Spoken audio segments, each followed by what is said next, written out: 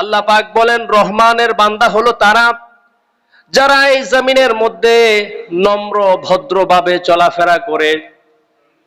আর যখন অজ্ঞ লোকেরা, মূর্খ লোকেরা, যাদের মধ্যে শালীনতা নাই, ভদ্রতা নাই, তারা যখন অসৌজন্যমূলক আচরণ করে, তারা তাদেরকে সালাম বলে। মানে সহজ কথা হলো, তারা তাদের সাথে বিতর্কে জড়ায় না।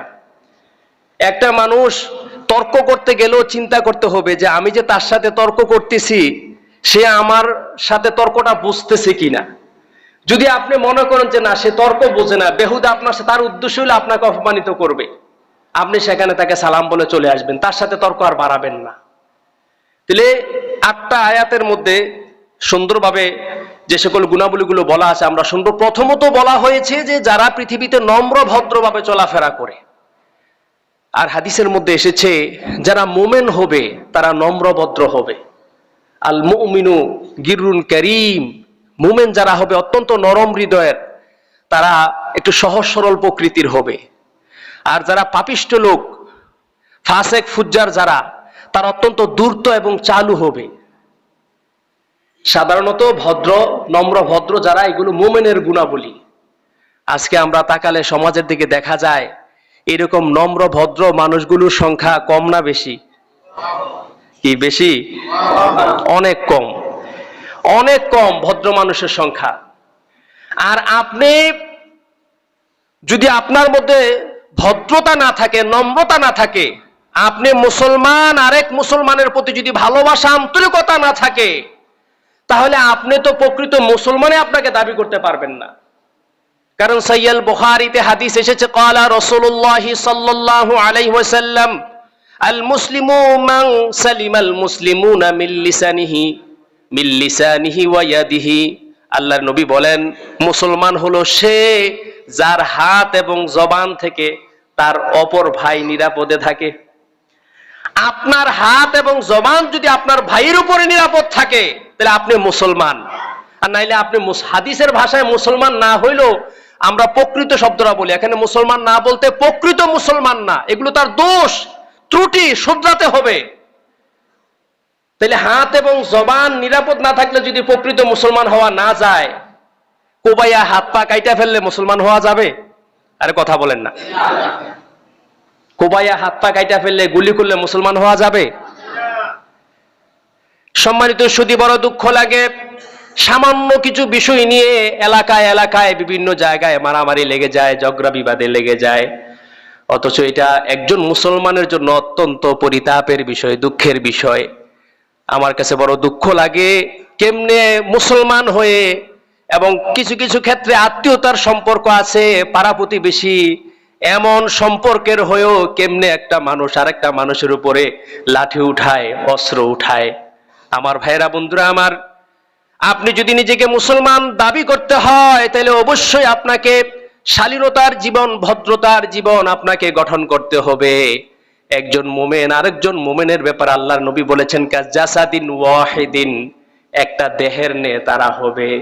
শরীরের কোনো অংশে যদি আঘাত লাগে, এই আঘাতটা যেমন সমস্ত শরীরের মধ্যেই অনুভব হয়, অনুরূপভাবে দেহের একটা অংশে আঘাত লাগলে সমস্ত শরীরে যেভাবে অনুভব হয়, অনুরূপভাবে কোনো মুসলমানের দুঃখে আমাদের অন্তরে যদি এইরকম অনুভব হয়, তাহলে আমরা প্রকৃত মুসলমান, নাইলে প্রকৃত মুসলমান না। সম্মানিত সুধী, রাসূলুল্লাহ সাল্লাল্লাহু আলাইহি ওয়াসাল্লাম যদি মুমিনের পরস্পরের মধ্যে যে মানুষগুলো মানুষের সাথে সুন্দর আচরণ করে না, সমাজে যাদের গোড়াল নেই, ভালো কোনো কাজ নাই, মানুষ যাদেরকে ভালো মনে করে না, এই মানুষগুলোর অবস্থা যে অত্যন্ত পরিতাপের হবে, এ ব্যাপারে সহিহ আল বুখারী 1367 নম্বর হাদিসের মধ্যে এসেছে। হাদিসের রাবি আনাস বিন মালিক রাদিয়াল্লাহু তাআলা আনহু, তিনি বলেন, মাররু বিজানাজাতিন ফাআসনাউ আলাইহা খায়রা ফাকালা an-নবী সাল্লাল্লাহু আলাইহি ওয়াসাল্লাম ওয়াজাবাত। আনাস ইবনে মালিক রাদিয়াল্লাহু আনহু বলেন, সাহাবায়ে কেরামদের সামনে দিয়ে একটা জানাজার লাশ নিয়ে যাওয়া হলো। তখন সাহাবায়ে কেরামরা ওই ব্যক্তির প্রশংসা করলো। ওই ব্যক্তির প্রশংসা যখন আল্লাহর নবী শুনলেন, তখন রাসূল বললেন যে ওয়াজাবাত, এর অর্থ হলো তার জন্য আবশ্যক হয়ে গেছে। সুম্মা মাররু বিউখরা ফাআসনাউ আলাইহা শাররা, অতঃপর অন্য একদিন আবার একজন লোকের লাশ নিয়ে যাওয়া হলো, তার মন্দ আলোচনা করা হলো, তার দুষ্ত্রুটিগুলো বলা হলো, মন্দ বিষয়গুলো উল্লেখ করা হলো। আল্লাহর নবী বললেন ওয়াজাবাত লাহু, তার জন্য আবশ্যক হয়ে গেছে। রাসূলুল্লাহ সাল্লাল্লাহু আলাইহি ওয়াসাল্লাম দুইটা ব্যক্তির ব্যাপারে ওয়াজাবাত শব্দটা ব্যবহার করলেন। ওমর বিন খাত্তাব রাদিয়াল্লাহু আনহু প্রশ্ন করলেন, মা ওয়াজাবাত, ওগো নবী কি ওয়াজিব হয়ে গেছে? ওমর বিন খাত্তাব প্রশ্ন করে, আল্লাহর নবী আপনি ওয়াজাবাত বলে কি বুঝিয়েছেন? আল্লাহর নবী বললেন, হাযা আসনাইতুম আলাইহি খায়রা ফাওয়াজাবাত লাহুল জান্নাহ, তোমরা যার ভালো কথা উল্লেখ করলে, প্রশংসা করলে, ওই ব্যক্তির জন্য জান্নাত আবশ্যক হয়ে গেছে। এই লোকটা জান্নাতি। এরপরে বলতেছে ওয়াহাদা আসনাইতুম আলাইহি শাররা ফাওয়াজাবাত লাহুন নার, আর যার ব্যাপারে তোমরা মন্দ ধারণা করলে, মন্দ কথাবার্তাগুলো যার ব্যাপারে বলা হলো, তার জন্য জাহান্নাম আবশ্যক হয়ে গিয়েছে। এরপরে আল্লাহর নবী বললেন, তুম শুহাদাউল্লাহি ফিল আরদে, এই জমিনের মধ্যে তোমরা হলে আল্লাহ রাব্বুল আলামিনের সাক্ষী। এজন্য আমরা অনেকে বলে যে মানুষ যদি মারা যায় তাকে লোকেরা ভালো বললে আল্লাহ তাআলা ভালো হিসেবে গ্রহণ করে নেয়। তা আসলে হাদিসের দ্বারা বোঝানো হয়েছে মূলত একটা মানুষের ভালো জান্নাত জাহান্নাম নির্ধারণ হয় তার কর্মের মাধ্যমে। মানুষ একটা মানুষকে ভালো বললেই যে তাকে আল্লাহ জান্নাত দিয়ে, বিষয়টা এমন না। আর মানুষ যে ভালো বলে তার ভালো না দেখে তো সাধারণত ভালো বলে না সাধারণত। তো এই জন্য আমার ভাইরা বন্ধুরা আমার, তাহলে আপনি যে সমাজে চলাফেরা করবেন, আপনার পাড়া প্রতিবেশী যদি আপনাকে ভালো জানে, আপনার কপাল খুলে যাবে। সহিহ আল বুখারীর 1367 নম্বর হাদিসে বলা হয়েছে।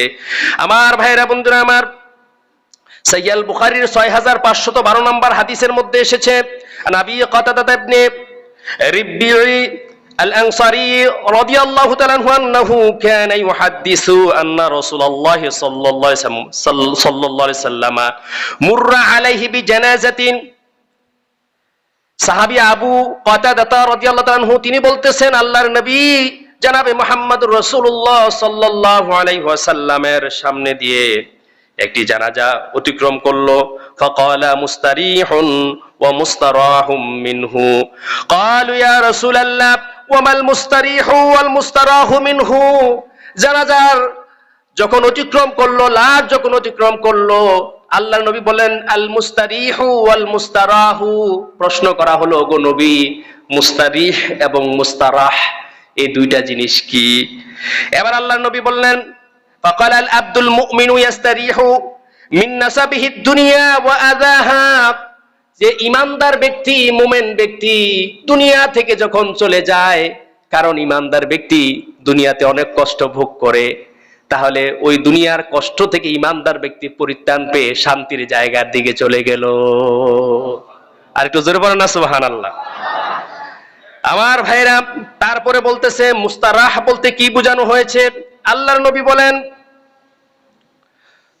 ওয়া ইন্নাল ফাজিনা ইয়াস্তারিহু মিনহুল আবিদু মিনহুল ইবাদু ওয়াল বিলাদু ওয়াশ শাজারু ওয়াদ দাওয়াবু।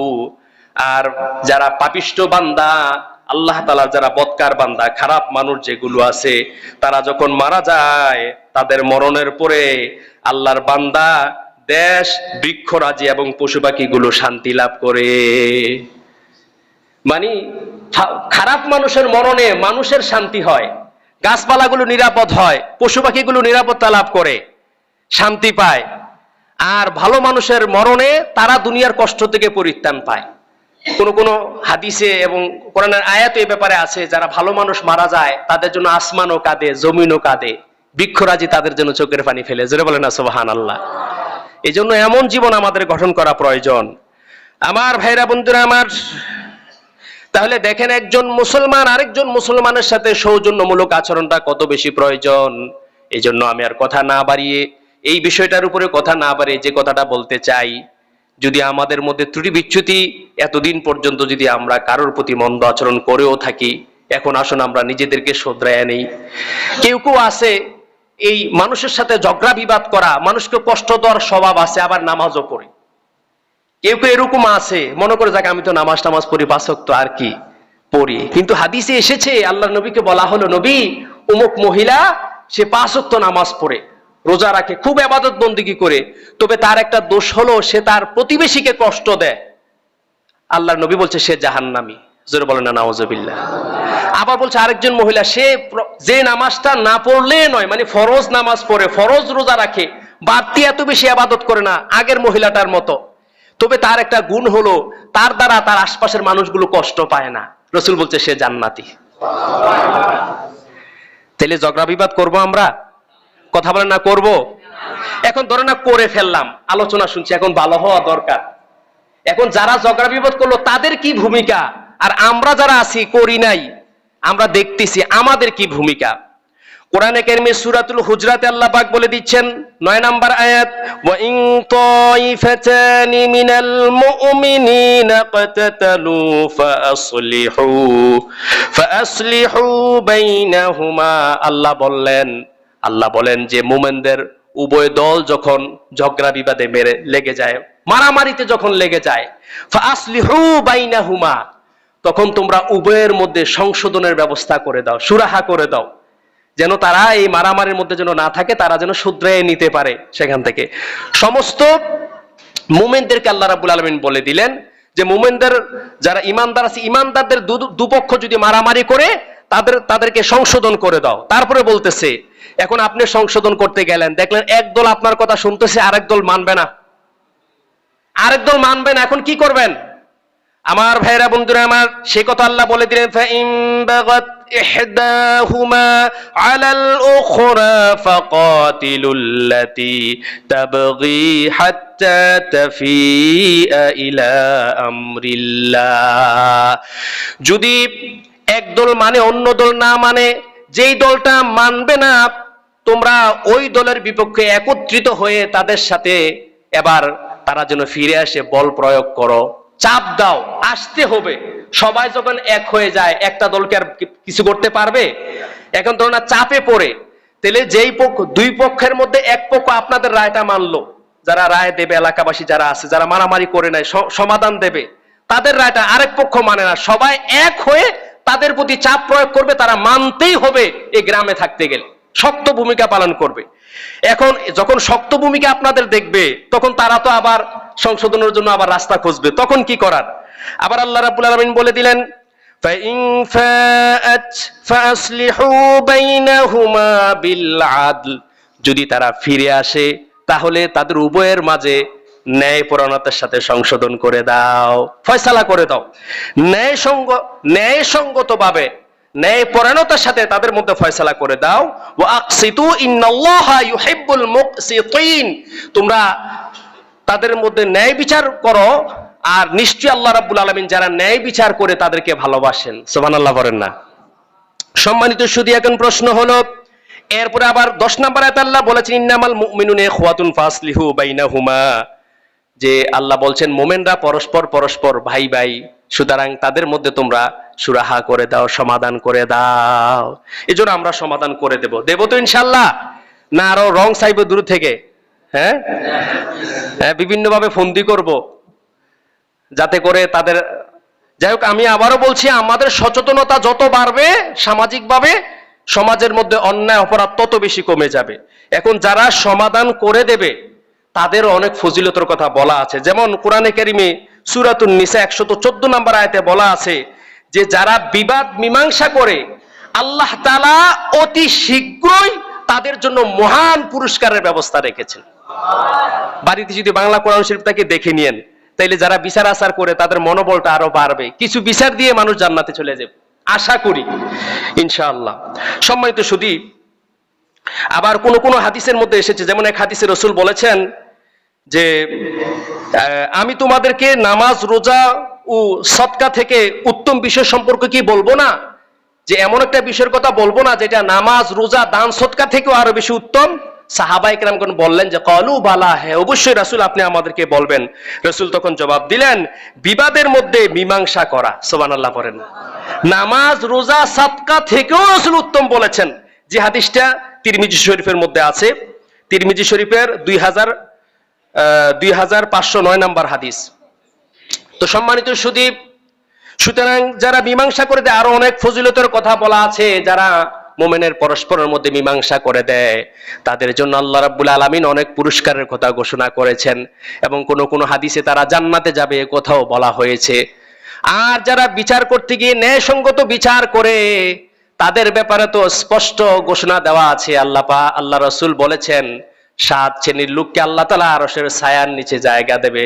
তোর মধ্যে নাম্বার 1 নম্বরে হলো ইমামুন আদেল, যে ন্যায় বিচারক, বিচারটা ন্যায়ভাবে করে, অন্যায়ভাবে না।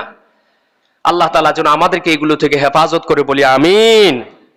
আমার ভাইয়েরা, বন্ধুরা আমার, রহমানের বান্দা 1 নম্বরে যারা হবে, রহমানের বান্দা, আল্লাহর বান্দা হবে নম্র ভদ্র, তারা কারোর সাথে মারামারি করবে না, ঝগড়া বিবাদ করবে না।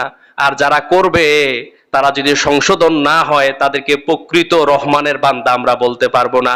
তারা রহমানের প্রকৃত বান্দা, আল্লাহর খাঁটি বান্দা আমরা বলতে পারবো না। ফাসেক, ফুজ্জার, পাপিষ্ট বা জাহান্নামে যেতে পারে, এটাই আমরা বলতে পারি।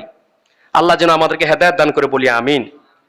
তারপরে 2 নম্বরে বলা আছে ওয়াল্লাযীনা ইয়াবিতুনা লিরাব্বিহিম সুজদান ওয়া কিয়ামা।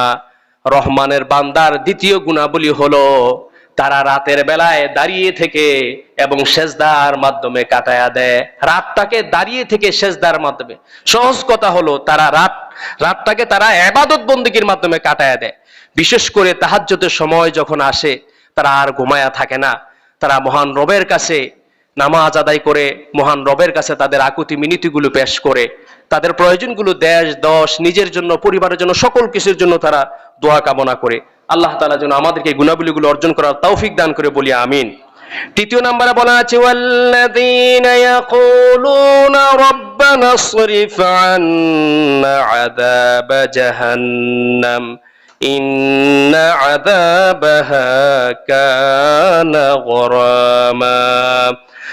আর রহমানের বান্দা হলো তারা যারা এই কথা বলে, রব্বুল আলামিন আল্লাহ তাআলা আপনি আমাদের থেকে জাহান্নামের আগুনকে আপনি দূরে রাখেন, দূর করে দেন, জাহান্নামের আগুনটা আমাদের থেকে আপনি দূর করে দেন।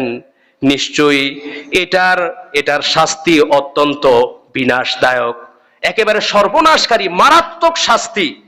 এরপরে বলতেছে ইন্নাহা সাআত মুস্তাকাররা ওয়া মুকামা, এটা স্থায়ী অস্থায়ী আবাস হিসাবে অত্যন্ত নিকৃষ্ট জায়গা।